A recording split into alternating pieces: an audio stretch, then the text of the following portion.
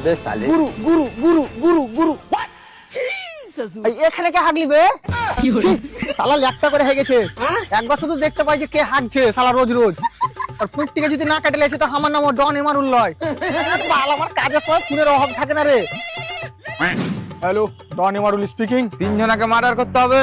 না তিনজনকে মারতে পারবো না কেনে? আমাদের তিনজনকে যদি আমি একসাথে মারতে যাই ওরা তোরা আমাকে লেখে দিবে আবে শালা কেলা চোদা এক এক করে মারতে হবে। ও তাইলে হয়ে যাবে কত টাকা লাগবে তুই এটা বল। 40 লাখ।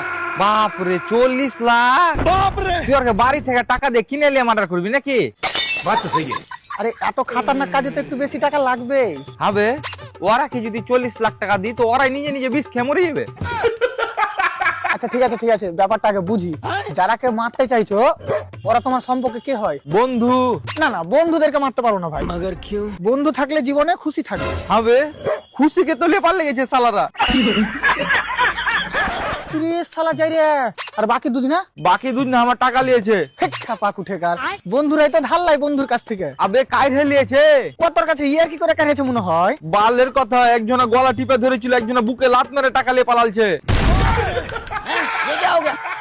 আরে তুই আর একটা বন্ধু বলছিস ভাই আর একটা দুশ্মন বে। তাহলে তুই বল ভাই কথাগুলো শোনার পর তোর কি মনে হয়েছে? তোর কথাবার্তা শুনে যা বুঝতে পারনু খুশি মেয়েটা বহুত বড় ছিনহার আছে।